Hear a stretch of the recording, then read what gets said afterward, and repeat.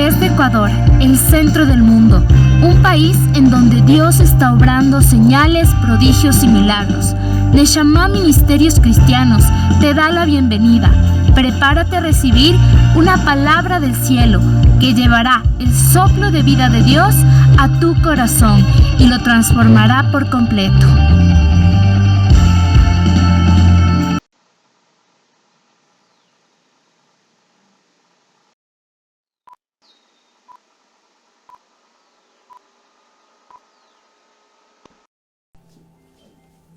Buenos días con todos, bienvenidos una vez más a una nueva transmisión de los días domingos. Reciban un cordial saludo de parte de los Ministerios Neshama, tanto de aquí de la ciudad de Quito como de la ciudad de Tulcán. Como siempre, haciéndoles llegar una palabra de bendición, esperando que se encuentren bien. Siempre estamos contentos de lo que el Señor ha estado haciendo en estos días, y también nosotros seguir pendientes de lo que el Señor está hablando en estos momentos, ¿no? Tanto para cada una de nuestras vidas, para nuestras casas, para como iglesia como tal. El día de hoy pues vamos también, aprovechamos e incluso siento en mi corazón pues indicarles a todas las personas que se van conectando, inclusive a través de las redes sociales, o todos los que están aquí presentes, ¿no? Que el Señor ha estado poniendo de manera especial en nuestros corazones el levantar en oración a nuestro país. Está existiendo una serie de enjambre, por decirlo así, de movimientos telúricos. El día de hoy me estoy también enterando que allá en Cachi, en la ciudad de Tulcán, el día de hoy en la mañana no ha habido 4 movimientos, se está moviendo bastante. Entonces es momento de saber qué es lo que está sucediendo allá, qué es lo que el Señor está hablando, ¿no? Con respecto también a este tipo de situaciones. Y es importante que nosotros como pueblo pues también lo tengamos presentes y que pidamos al Señor, ¿no? Que tenga misericordia, que a través de este tipo de situaciones nos hable, para que nosotros podamos apegarnos una vez más también a su corazón, ¿sí? De una manera especial. Así que eso lo vamos a dejar al último para poder orar como pueblo, porque es también uno de los mandamientos que el Señor nos ha dejado, ¿no? Tenemos que orar por nuestro país, orar por nuestras autoridades, orar por nuestras casas, orar por cada uno de nosotros. Y es importante porque si bien es cierto, la palabra de Dios dice que muchas veces también la tierra se mueve por cuestiones de juicios que vienen de parte del Señor, no porque Él quiere mandar maldición a la tierra, sino eso ya creo que todos los que estamos aquí presentes entendemos de que muchas veces por el corazón nuestro nosotros opacamos o detenemos la mano de Dios, y eso hace, ¿no? Que justamente los juicios caigan sobre las naciones. Así que creo que el Señor está hablando de una manera especial, de una manera especial con respecto a todo esto que está sucediendo aquí en nuestro país, en este caso puntual allá en la provincia del Carchi, ¿no? Entonces eso lo vamos a dejar también, como decir, por pendiente, pero al final lo vamos a hacer, ¿no? Así que con este pequeño preámbulo empezamos el día de hoy, como siempre pidiéndoles de que pongan su mayor atención en estos cortos minutos, ¿sí? Como siempre nosotros le regalamos al Señor los primeros las primeras horas de la semana, ¿no? Porque muchos piensan que el día lunes es el primer día de la semana. Nosotros hemos entendido de que el domingo es el primer día de la semana, y es por eso que al iniciar el día nosotros le damos lo primero a Él, o sea, para que nos vaya. Inclusive nosotros hacemos peticiones de oración para que nos vaya todo bien en esta semana, ¿no es cierto? Empezamos la semana en su presencia, empezamos la semana pidiéndole al Señor, empezamos la semana recibiendo sabiduría de parte del Señor. Y así que esta es una buena oportunidad para también darle gracias a Dios, ¿no? Por todas las cosas que Él ha estado haciendo en cada uno de nuestros hogares, en nuestras familias y alrededor de nosotros. Amén. Vamos a empezar el día de hoy con esta enseñanza, ¿sí? Y como hemos estado aprendiendo en estos tiempos también, ¿no es cierto? Hemos tenido algunas enseñanzas y hemos visto un poco acerca del libro del Apocalipsis, ¿no? Y el Señor nos ha llevado, ¿no? A hacer un pequeño estudio de este libro, de algunos temas que son importantes tocarlo, que muchas veces se tergiversan, que no los entendemos correctamente. Y yo creo que esta es lógicamente la oportunidad y el momento de poder aprender un poquito más acerca de lo que el Señor habla en su palabra, ya que el libro del Apocalipsis, si bien es cierto, es un libro un poquito controversial, porque muchas veces se lo deja a interpretación de la persona. A veces el libro habla de ciertas cosas como que no entendemos, como que nos parece de ciencia ficción también, ¿no es cierto? Pero Bueno, sabemos de que cuando nosotros leemos la palabra de Dios, como siempre les hemos indicado, ¿no? Cada vez que abramos la Biblia, querramos aprender del Señor, siempre pidamos también, ¿no? Que el Señor, el Espíritu Santo específicamente, nos enseñe qué es lo que está tratando de decirnos a través de la palabra. Porque recuerden que leer la Biblia sin el Espíritu no vamos a sacar nada, es como aprender algo más en lo natural. Y muchas veces hasta nos podemos equivocar teniendo en cuenta que podemos interpretarlo a nuestra manera, a nuestra forma, ¿no es cierto? Es más, muchas veces si no leemos con el Espíritu hasta podemos llegarnos a confundir si leemos la palabra de Dios. Así que siempre pidámosle al Señor que Él nos enseñe, que Él sea nuestro maestro para poder comprender algunos temas que entre comillas, digamos así, son complicados de entender. Así que el día de hoy, con esta pequeña introducción, vamos a tener esta enseñanza que la hemos titulado por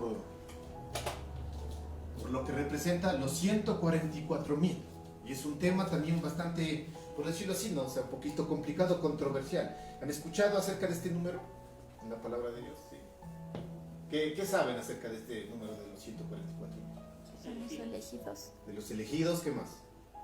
Por ahí algún tipo de religiones hablan de que Solo ellos van que solo este número específico son los que se van a ir el día del Señor a la presencia de Dios.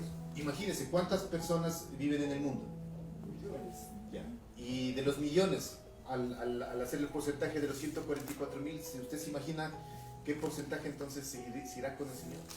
O sea, es nada. 144.000 no es ni una ciudad. Si se da cuenta, ni una ciudad.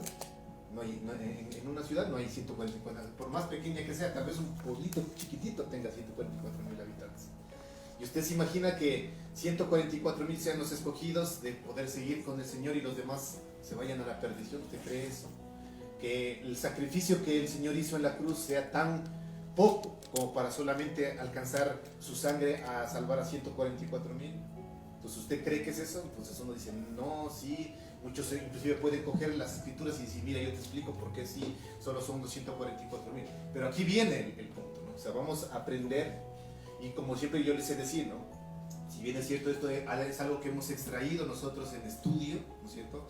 Usted vaya y complemente en su casa, pídale al Señor revelación, ¿sí? Porque muchas veces, como les digo, este libro se lo deja a interpretación de quien lo habla, o de quien quiere leer. Pero uno ha buscado la presencia del Señor para poder extraer un mensaje, pero usted no se conforme con eso. No se conforme con decir, hoy aprendí así, así ha de ser, ¿no? Y ahí me quedo. O sea, vaya a su casa, pídale al Señor. El Señor también le puede hablar, ¿no es cierto? El Señor también le puede revelar nuevas cosas a través de este número, a través de este libro, porque la palabra de Dios es viva, ¿no es cierto? Entonces es importantísimo hacer eso. Entonces, el día de hoy vamos a hablar acerca de este numerito, ¿no? Los 144.000. Y como les decía, dentro del estudio de la palabra de Dios, en cuanto se refiere al análisis de números, ¿no es cierto? Los números que aparecen en la Biblia, existen, aunque suene redundante, numerosos estudios que nos permiten entender el significado de cada uno de estos números. ¿Cierto? Habíamos hablado hace algún tiempito atrás, yo creo que hace unos 3 domingos atrás, acerca del número 1, ¿no es cierto? También hay acerca del número 3 que aparece en la Biblia, de los 12, por ejemplo, ¿no es cierto? Habíamos hablado de los 4.000, ¿se acuerdan? Que habíamos hablado hace unos 3 domingos atrás, habíamos hablado de los 4.000 que Jesús alimentó, y estos 4.000 representan algo. ¿Qué representaba el 4? ¿Se acuerdan? En este contexto, ¿cómo? ¿Qué más? Abundancia, y específicamente era como una restauración, como algo que estaba enfermo y lo sana, porque Jesús dio de comer a esos 4.000 personas que eran gentiles, o sea, que no pertenecían al pueblo de Dios, y Él les restauró para que ellos puedan pertenecer. Entonces el 4 significa redención, restauración dentro de la palabra de Dios, ¿no es cierto? Pues es importante tener ese tipo de conceptos aquí en nuestra cabecita. En base a eso, en base a estos estudios, también nosotros podemos comprender el significado de estos 144.000 que menciona el libro del Apocalipsis, ¿cierto? Que muchas veces nos deja confundidos, entre comillas. Y para ello, primeramente, veamos qué nos dice la Biblia respecto a este numerito de los 144.000, porque siempre nos vamos a basar en la palabra de Dios. Si yo le digo, verá, yo saqué esta enseñanza o esto del libro que les voy a explicar del libro, yo qué sé, del que me descargué del Google, o en el Google puse los 144.000, yo dudaría, ¿no es cierto? Pero siempre nos vamos a ir a lo que la palabra de Dios mismo dice, ¿no es cierto?, respecto a este número. Y para ello, como les estaba diciendo, vamos a utilizar el libro del Apocalipsis. Tengamos en cuenta que en este libro Juan escribió, ¿no es cierto?, en un lenguaje simbólico, si bien es cierto, ¿no es cierto? Y tenemos que dejar que, lógicamente, la Biblia mismo nos explique qué es lo que significa. Yo le pido para ello que me acompañe, ¿no es cierto?, Apocalipsis. Si usted tiene la palabra de Dios ahí en sus manos, quiero que me acompañe al libro del Apocalipsis. Vamos a ir al capítulo 7 y nos vamos a ubicar en los versículos 1 y 4. Las personas que están ahí me van a acompañar en la lectura, ¿sí? La palabra de Dios dice en Apocalipsis capítulo 7, versículos del 1 al 4 lo siguiente.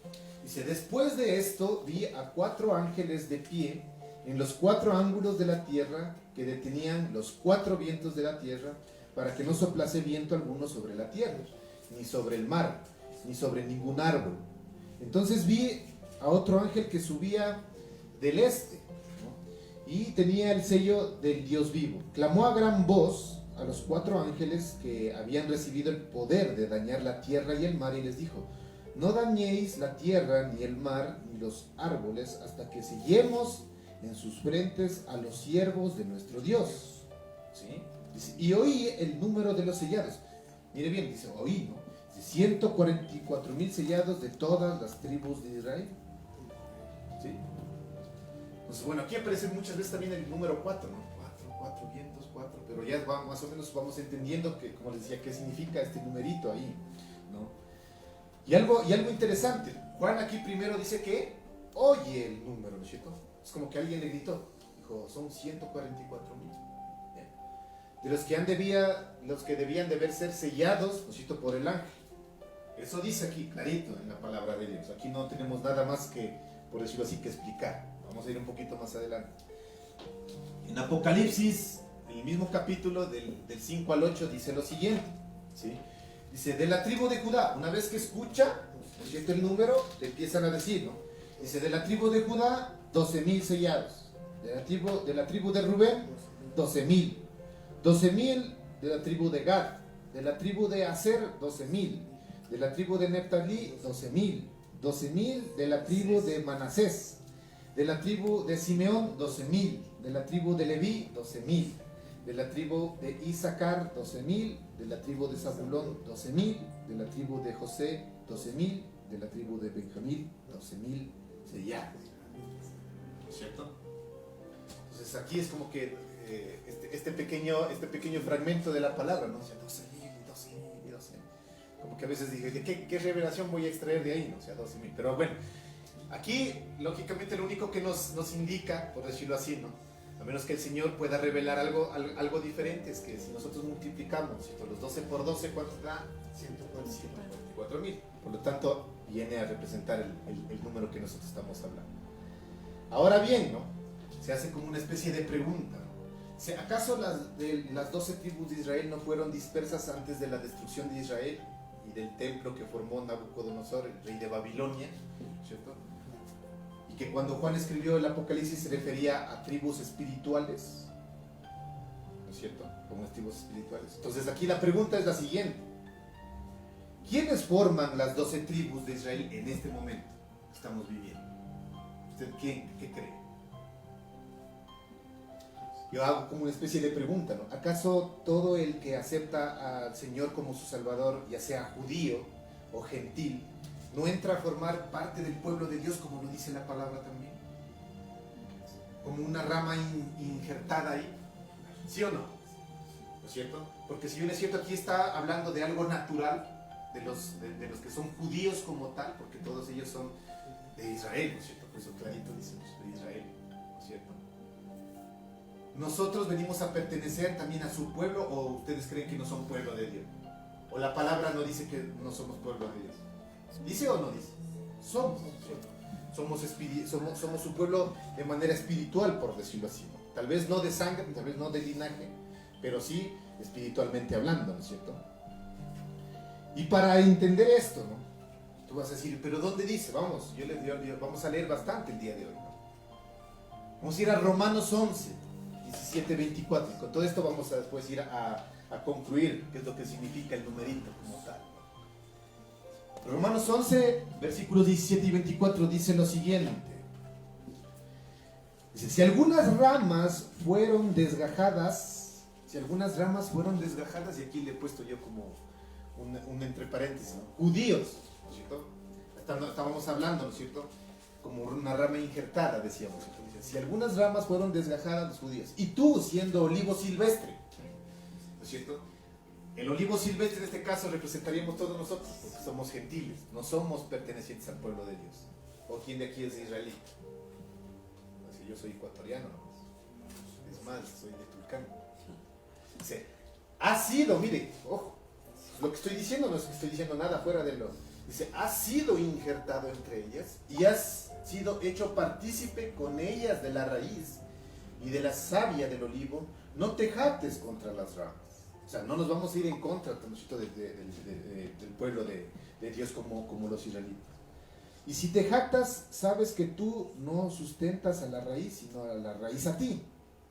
Dirás, las ramas fueron desgajadas para que yo fuese injertado. Bien, fueron desgajadas por su incredulidad, y tú por la fe estás en pie. No te ensoberbezcas, sino teme, porque si Dios no perdonó a las ramas naturales, tampoco a ti te perdonará. Así considera la bondad y la severidad de Dios al mismo tiempo. La severidad con los que cayeron y la bondad contigo, si permaneces en la bondad. De otra manera tú también serás cortado. Y ellos también, si no permanecen en incredulidad, serán injertados. Que poderoso es Dios para volverlos a injertar. Porque si tú fuiste cortado del que por naturaleza es olivo silvestre, y en contra natura fuiste injertado en el buen olivo, ¿cuántos más estos que son las ramas naturales serán injertados en su propio olivo? ¿Qué entiende ahí? Un poco de... Aquí está explicando, ¿no es cierto?, que todos los que aceptamos al Señor como Mesías, nuestro Salvador, ya seamos, en otras palabras, gentiles o judíos, los que acepten, venimos a ser parte de las tribus naturales, pues todos somos iguales ante los ojos de Dios. O sea, no importa, ahorita no viene al caso, en otras palabras, de ponernos a discutir o a pelear, ¿no es cierto?, que si estos 144,000 solo son los judíos o no son los judíos y somos nosotros, pero son solo 144,000 como tal. Entonces, lo que yo entiendo, ¿no es cierto?, lo que el Espíritu Santo nos hace entender es que todos aquellos que reciban al Señor Jesús en su corazón, sean judíos o sean gentiles, venimos a ser parte de su pueblo. Y eso es lo importante en este asunto. Pues todos somos iguales ante los ojos de Dios. E incluso aquí te dice, no debemos de jactarnos y decir, yo sí pertenezco y los judíos no, porque ellos están en otras. Ni tampoco los judíos deberían estar diciendo lo mismo para nosotros, porque estarían yéndose en contra de lo que el Espíritu de Dios ya dejó plasmado en su palabra. ¿No es cierto? Y para complementar, quiero que me acompañe a Gálatas. Vamos a ir a Gálatas, al capítulo 3, y vamos a leer los versículos 28 y 29. Mire clarito lo que dice aquí la palabra de Dios. Dice, ya no hay judío, ni griego, ni siervo, ni libre, ni hombre, ni mujer, porque todos vosotros sois uno en Cristo Jesús. Y ya que sois de Cristo, de cierto sois descendientes de Abraham, y conforme a la promesa, también herederos. ¿Sí o no? Entonces miren cómo la palabra de Dios se va complementando para desechar cualquier tipo de ideas que tengan las personas de decir que solo 144,000 se van a salvar. Inclusive tenga en cuenta esto que habíamos visto hace 3 semanas anteriores respecto al número 4. Ya vamos a ir después a complementar, ¿verdad? Luego que se le dice a Juan el número de los sellados y que son 12,000 de cada tribu, ¿no es cierto? Dice, el discípulo ahora ve quiénes son los que forman parte del grupo de los sellados. O sea, primero la palabra de Dios se escuchó. Ya vamos a leer, dice que después él ve quiénes son ellos. Vamos a ir viendo por allá. Regresemos al libro del Apocalipsis. Vamos a ir al mismo capítulo, estábamos en el capítulo 7. Vamos a ir a leer los versículos 9 y 10. Dice, después de lo que acabamos de leer, ¿no es cierto? Después de que él oyó, ¿no es cierto? Y después de que de los 12.000 de Rubén, de los 12.000 de Neftalí, todo eso. Después sigue y dice, después vi una gran multitud que ninguno podía contar. Entonces aquí pongámonos hasta ahí un poquito, ¿cierto? Si primero escucha 144.000 y después ve algo que no se puede contar, ¿cómo explica usted eso? ¿Se da cuenta? Primero él dice que escucha 144.000. Yo tengo una pregunta. Si le dan específicamente un número, 144.000, ¿es porque se pudo contar? Entonces aquí muchas veces dice, pero entonces se contradice. Ya vamos a ver a lo que vamos a ir, y es la revelación que vamos a ver. Después vi una gran multitud que ninguno podía contar. O sea, sería algo absurdo, porque si puedes contar, puedes dar un valor determinado. Dice, me pongo tan 1, 2, 3, 4, hasta llegar a 144.000. Entonces es contable, ¿no es cierto? Pero acá dice que ninguno podía contar. De toda nación, no dice solo de los judíos. Tribu, pueblo y lengua. ¿Se da cuenta? Estaban ante el trono y en presencia del Cordero, vestidos de ropa blanca y con palmas en sus manos. Y clamaban a gran voz, la salvación se debe a nuestro Dios que está sentado en el trono y al Cordero. Entonces, ya vamos desechando todo tipo de ideas, como les decía, ¿no? Y ya vamos a entender qué significa los 144. Miren qué clarito aquí, yo inclusive les haría una pregunta. Si usted cree que necesita más revelación para entender. O sea, ya vamos a entender qué significa los 144.000, pero aquí está bien claro. O sea, dice que él después vio, una vez escuchó el número, pero después vio una gran multitud que no podía ser contada. Y aquí es clarito, es de toda nación, porque si uno se hubiese referido, ¿no?, de mi pueblo judío, o sea, nada más, de una sola lengua. Pero aquí dice de pueblo, tribu, lengua, nación. Entonces, todos estamos involucrados, ¿no es cierto? Todos. Sean de cualquier nación, de cualquier pueblo, de cualquier lengua, aquellos que abren su corazón, aceptan al Señor y lo declaran como Salvador, pertenecen. Vamos a llegar a pertenecer al pueblo. Somos un pueblo, ¿verdad? Entonces aquí viene la pregunta, ¿acaso cada uno de los que sean redimidos no tendrá el sello de Dios? Hágase una idea, al decir sello de Dios estamos hablando como del fruto del Espíritu Santo en nosotros. En su frente, dice, ¿no es cierto? Y hágase también la idea que al hablar de frente estamos hablando de nuestra voluntad, porque el Señor tiene que trabajar acá, en nuestra cabecita, para llevar nuestra voluntad a la suya, ¿no es cierto? Por ello Juan ve una magnitud que ninguno podía contar, dice, de toda nación, tribu, pueblo. Más adelante el discípulo nos va a aclarar mucho más de que los hombres que no tengan el sello de Dios en sus frentes son los que viven en las obras de la carne. Eso también ya se lo va a ver. Acompáñeme al libro de Gálatas, capítulo 5, versículos 19 y 20. Esto es medio interesante, ¿no? Los que les gusta. Se manifiestas son las obras de la carne que son, ¿no es cierto?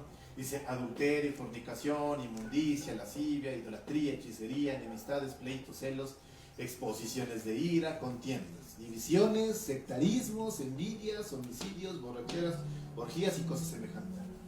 Os advierto, como ya os previne, que los que practican tales cosas no heredarán el reino de Dios. Entonces, por lo tanto, también es cierto de que muchas personas también no van a estar dentro de este grupo. Eso es claro. ¿Cierto? ¿Cuáles? Los que practican todas estas cosas, dice aquí. Y estos serán aquellos que recibirán los castigos y juicios de Dios, lo que estábamos hablando al inicio. ¿No es cierto? Entonces, por ahí una vez, voy a hacer un paréntesis, ¿no es cierto? Ahorita. Por ahí una vez yo escuché a alguien decir o predicar, decía, usted sí se ha puesto solamente a investigar un poquitico más, ¿no es cierto? A lo largo de la historia de la humanidad, del mundo, ¿no es cierto? ¿Dónde ha ocurrido la mayor o los mayores desastres naturales? ¿En qué lugares, en qué países ha ocurrido este tipo de cosas? ¿Se ha puesto a investigar este tipo de países. ¿En qué sentido? O sea, en sus sentidos espirituales, en qué es lo que creen, ¿no es cierto? Por ejemplo, una de las naciones que más es golpeada por este tipo de cosas es Japón. Ya, usted solamente googlee nomás, ¿no? O sea, vaya a leer o vaya a investigar qué religión tienen los japoneses. Ellos creen en, o sea, el dios del gático que mueve así, que está ahí. Y creen en ciertas cosas, en un dragón, creo. Y la palabra de Dios dice que se lo representa a la Satanás, se lo representa como el dragón. Pero ellos creen en ese tipo de cosas. Entonces, no es que Dios odia a los japoneses, sino que como Él no puede estar con su mano protectora ahí, no puede hacer nada más, no porque no lo puede hacer, porque no tenga la capacidad y el poder de hacerlo, sino porque respeta el libre albedrío de la gente. Y si la gente no quiere darle se puede decir, la honra de vida al Señor, Él no va a poder hacer nada. No porque no tenga el poder, sino que la palabra de Dios también dice que Jesús en una ocasión estuvo en un pueblo en donde hubo mucha incredulidad, y la palabra de Dios dice, y ahí no sanó, ni curó a nadie, ni hizo ningún tipo de milagro, por la incredulidad de la gente. Entonces la pregunta es, o sea, quiere decir que ahí Jesús no pudo manifestar su poder, o sea, le faltó poder. No, simplemente la gente que estaba ahí no creyó. Lo mismo ocurre acá. Y en estos lugares donde ocurre este tipo de juicios es porque algo ha ocurrido. O sea, la gente le ha dado la espalda, hay idolatría, hay hechicería, hay este tipo de cosas, celos, pleitos, enemistades, sectarismos, envidias, homicidios, borracheras, etcétera, etcétera, etcétera. Y después uno coge y le echa la culpa a Dios. Dice, ¿por qué Dios permite que niños mueran? Inocentes. Pero es que ahí vienen las consecuencias de las decisiones de los grandes. ¿Me siguen? ¿Cierto? Entonces, estos son aquellos que heredarán los juicios y los castigos de Dios, no porque Dios quiera castigarlos, sino porque ellos mismos buscan el mal. Pues. Porque el Señor está presto a decir, arrepiéntete, cambia tu manera de vivir. Pero nosotros somos los que no creemos. ¿No es cierto? Y aquí la palabra sigue siendo clara. Regresemos, estamos en el libro del Apocalipsis. Dice la palabra de Dios en Apocalipsis 9, del 3 al 4.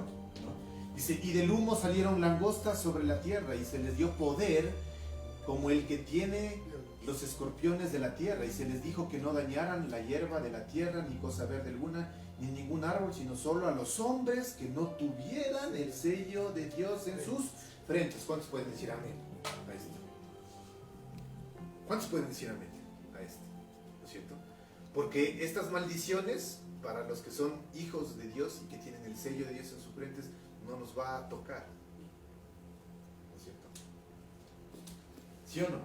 Aquí está claro. ¿Amén? Amén. Amén. Juan aquí nos detalla, ¿no? Luego, para que nos quede claro. El encuentro de Jesús con todos los redimidos, cuando finalmente Jesús pone su pie sobre el monte de Sión, por decirlo así.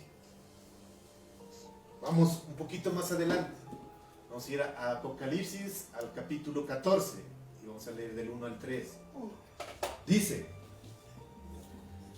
miré y vi al Cordero de pie sobre el monte Sión, y con él 144,000 que tenían el nombre del Cordero y del nombre de su Padre escrito en sus frentes.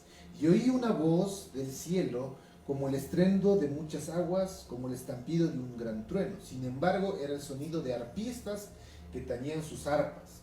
Cantaban un canto nuevo ante el trono, ante los 4 seres vivientes y entre los ancianos. Y ninguno podía aprender ese canto sino los 144,000 que fueron redimidos de entre los de la tierra.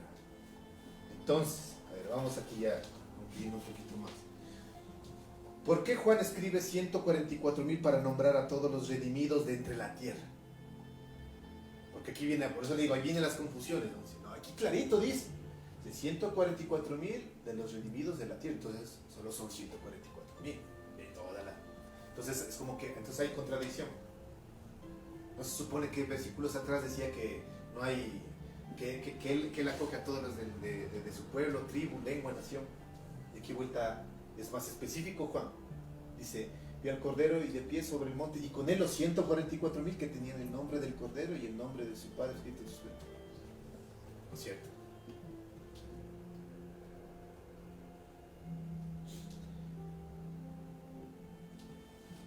Pablo, ¿sí? Vamos a ir allá. Pablo nos aclara y nos ayuda a entender que Jesús vendrá a redimir. Escuche bien, y con eso ya vamos a ir viendo más allá. Aquí vienen las revelaciones.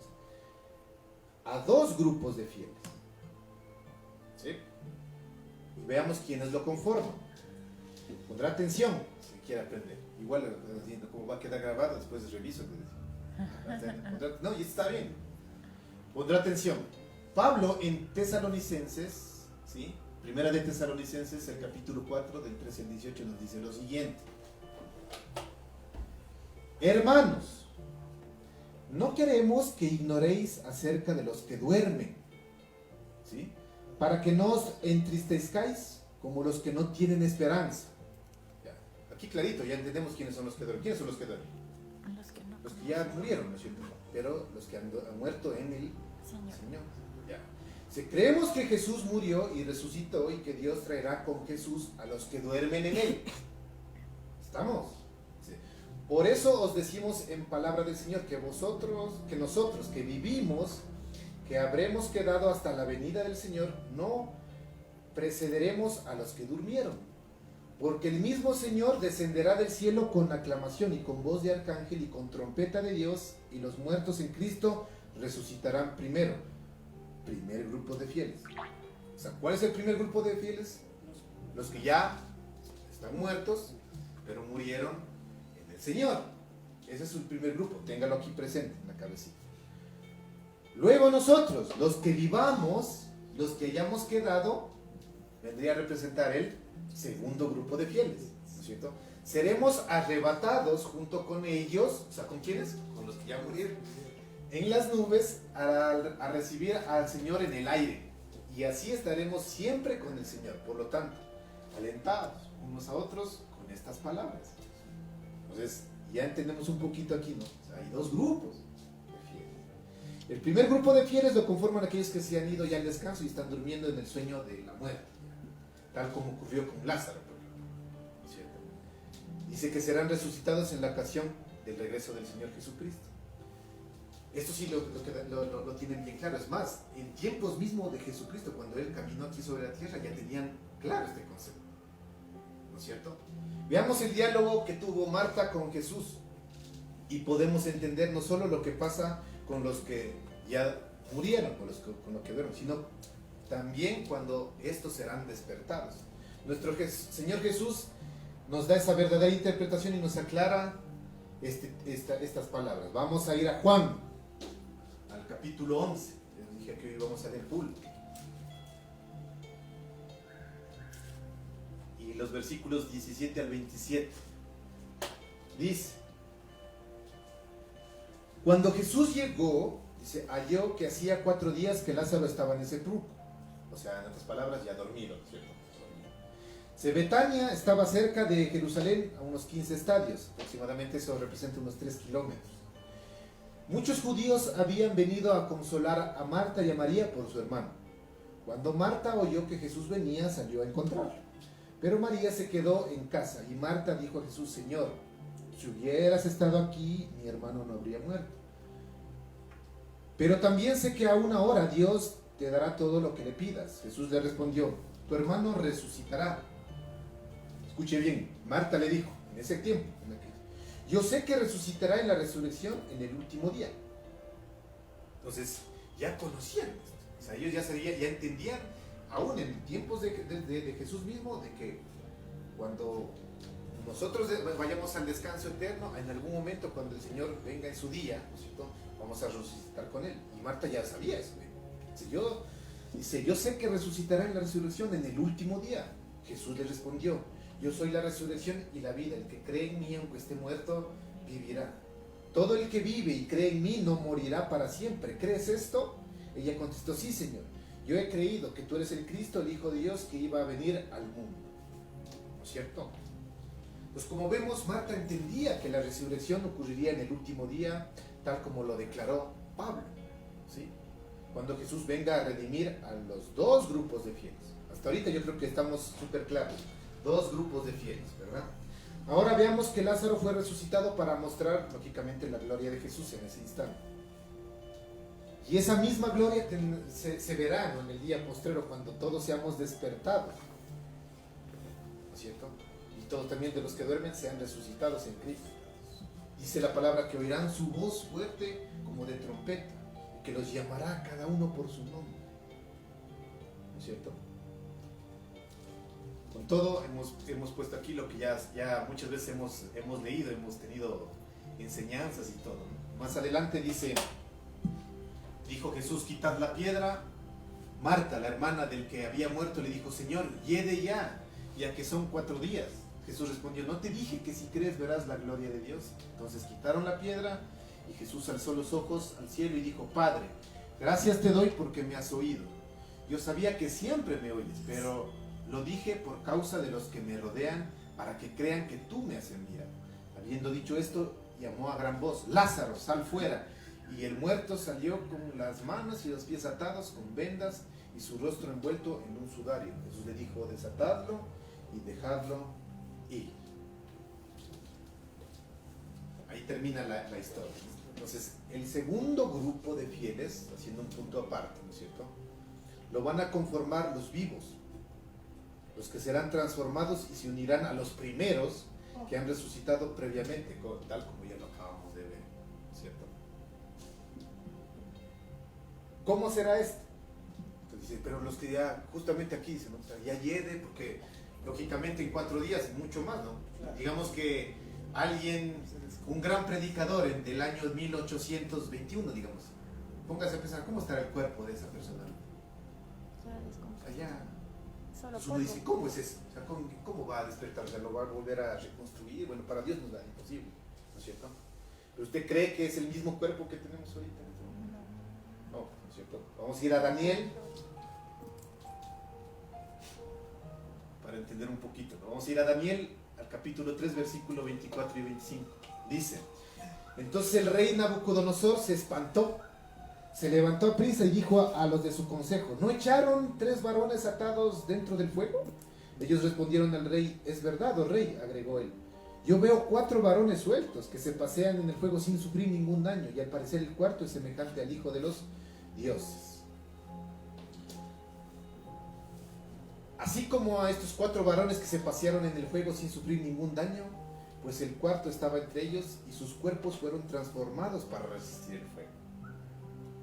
Porque esta carnecita, ¿no es cierto?, naturalmente hablando, vaya a pararse al lado de una fogata, ¿qué le pasa? Se quema. Entonces uno dice, ¿cómo fue en ese momento para que no se queme? En ese momento ellos sufrieron una transformación, para entenderlo naturalmente, porque el fuego lo va a quemar de ley, pero los transformó.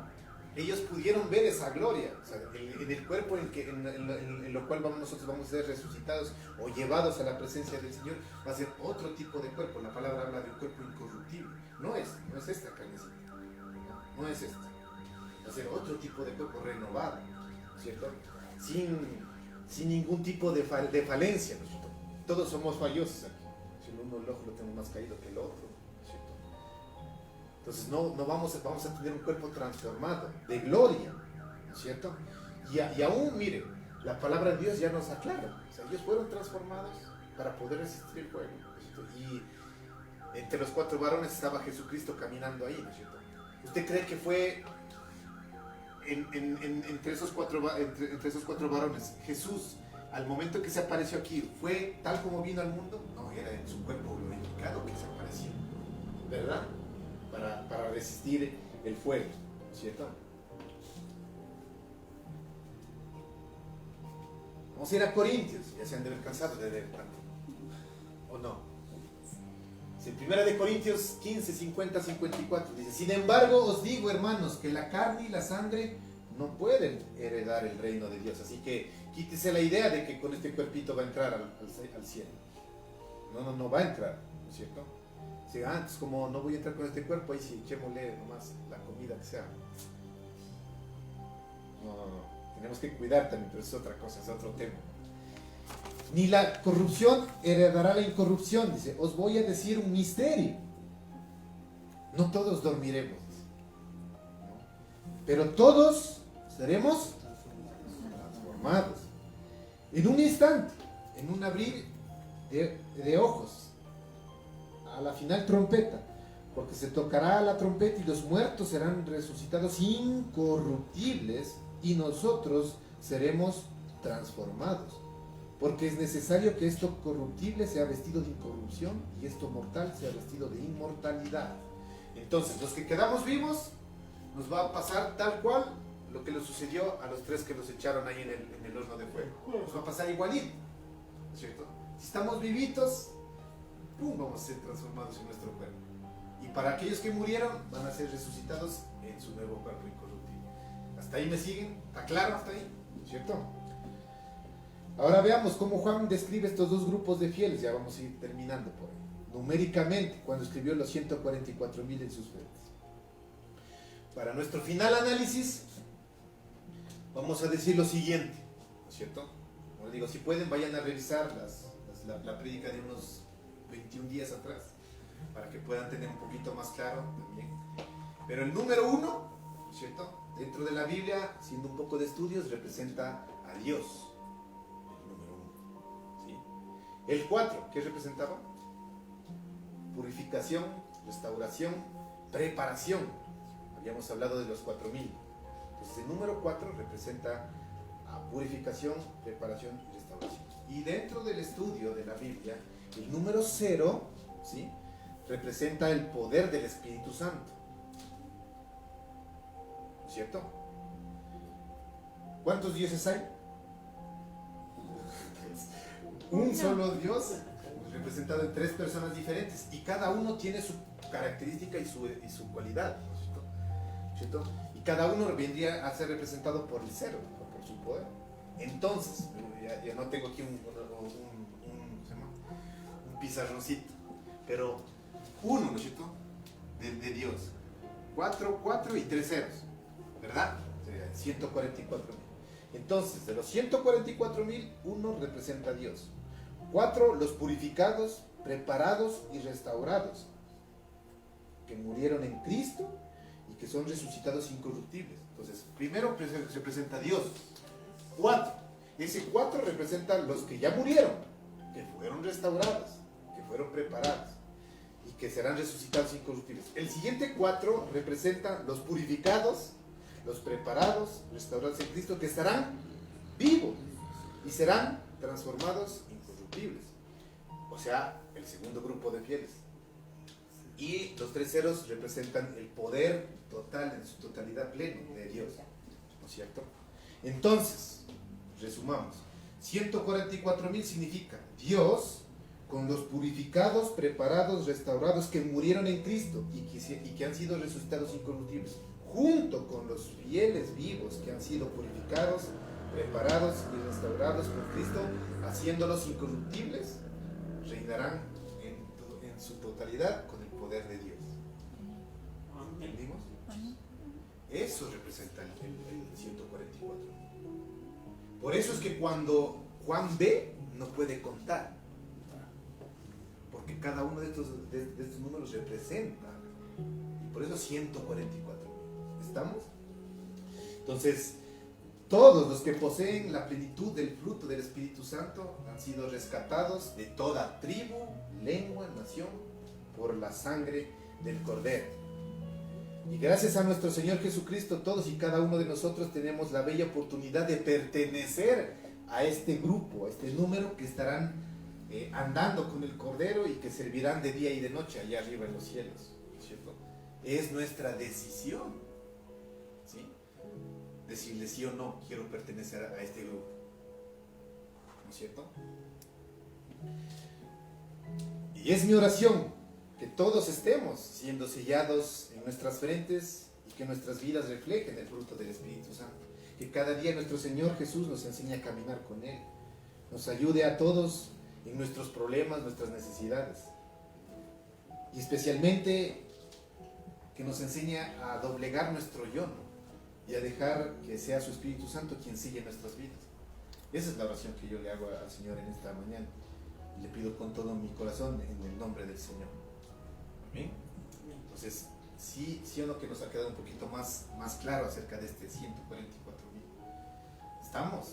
Entonces, eso es lo que el Señor nos ha querido enseñar el día de hoy. Yo sé que fue una enseñanza un poquito diferente, pero nos hace entender en nuestro espíritu qué es lo que el Señor va a hacer en su día, porque a veces lo tenemos un poco como que no tan claro esto, ¿no? Vamos a ponernos de pie.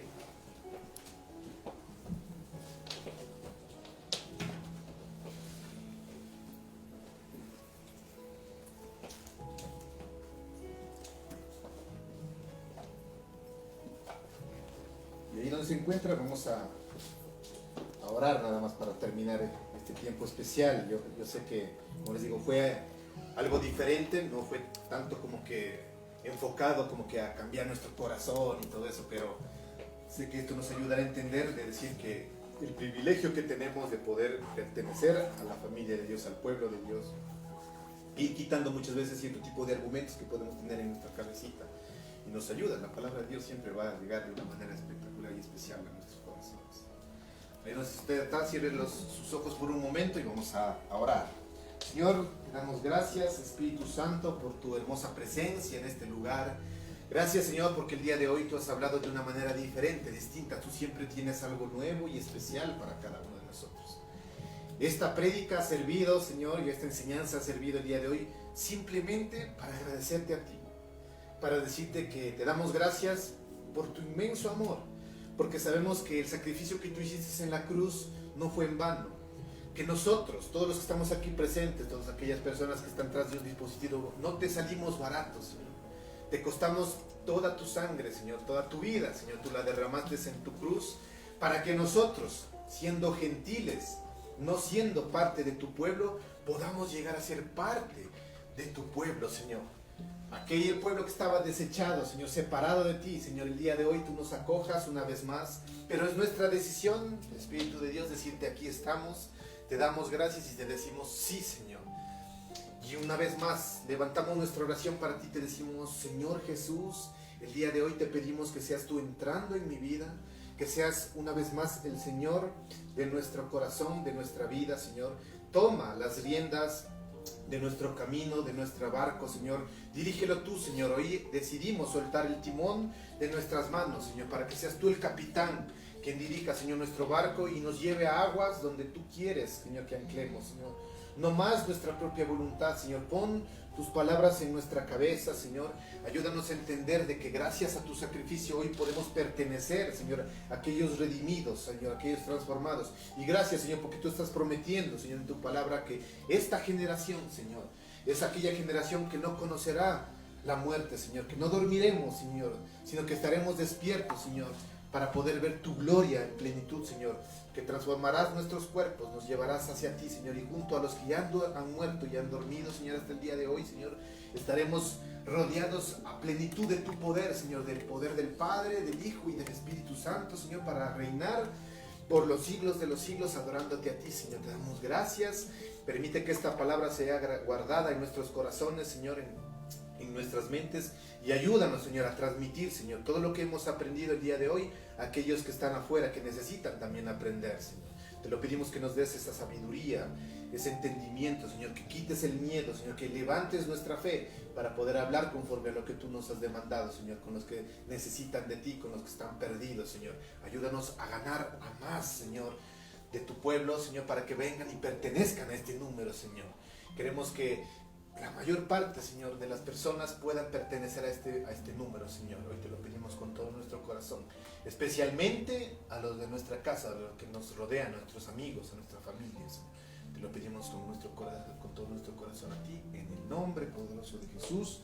Amén y amén. Nos quedamos unos minutitos más, nada más, para el tiempo de las ofrendas. Que el Señor les bendiga.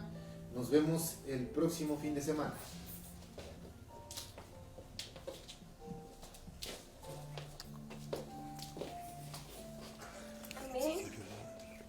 Bueno, meditando en esta palabra, es una palabra que nos lleva a meditar bastante, y el Señor me lleva a meditar en el siguiente versículo. que nos dice Isaías 5:20. Dice lo siguiente: qué aflicción para los que dicen que lo malo es bueno y lo bueno es malo, que la oscuridad es luz y la luz es oscuridad, que lo amargo es dulce y lo dulce es amargo. Meditando esto, yo veo que lastimosamente esta generación lo ve todo lo bueno como malo y lo malo lo bueno, lastimosamente, tristemente. ¿Y qué implica esto? Que eso es lo que impide que pertenezcamos acá al pueblo de Dios, que pertenezcamos a este grupo.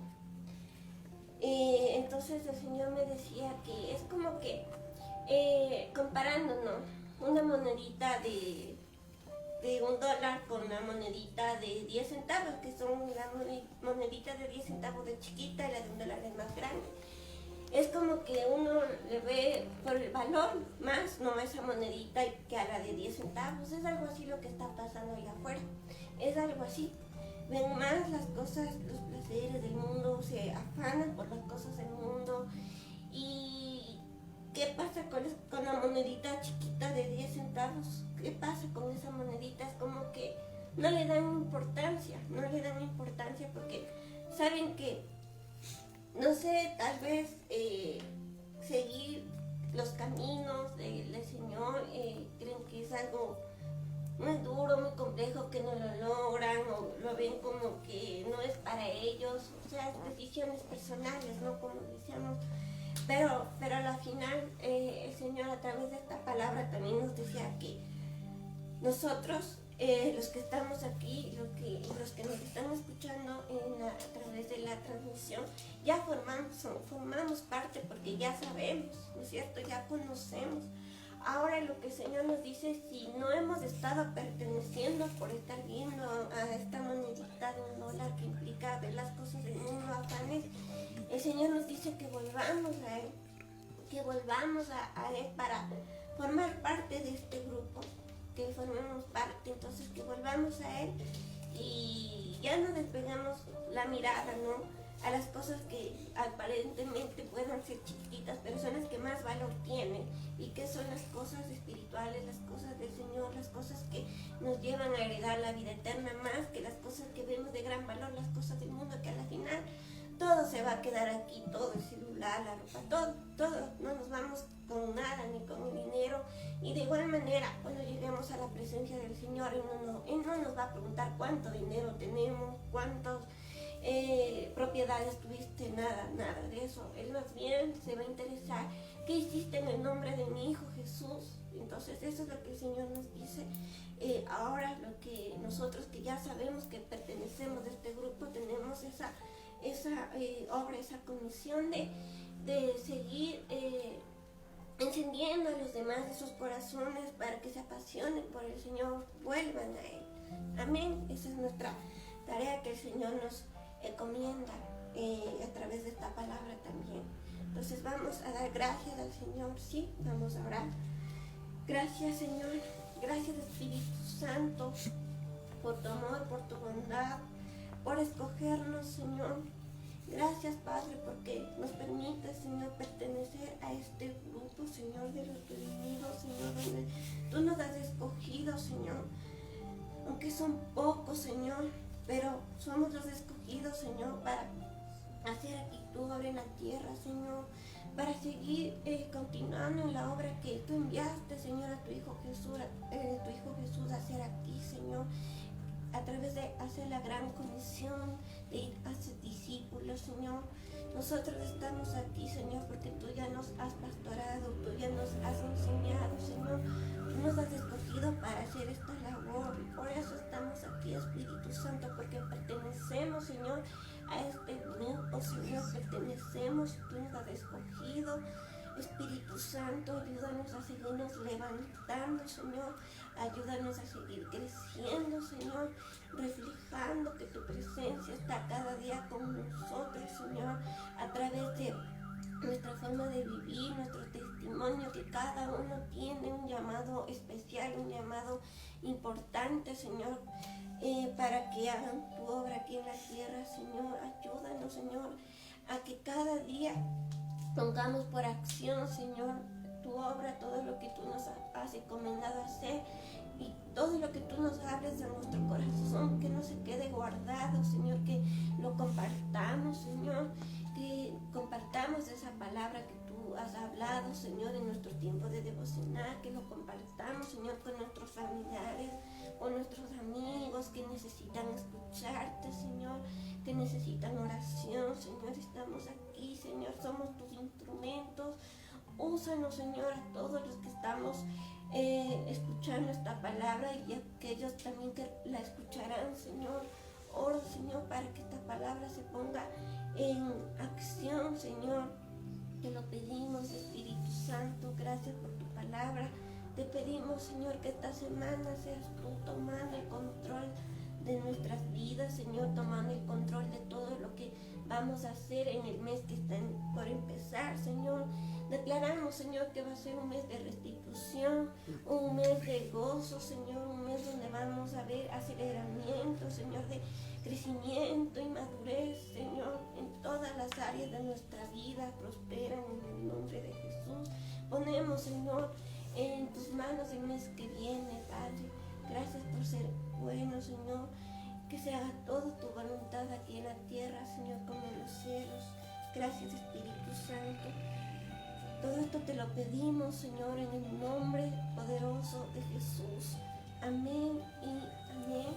Amén. Bendiciones. Nos vemos la próxima semana por este mismo medio. Dios les bendiga.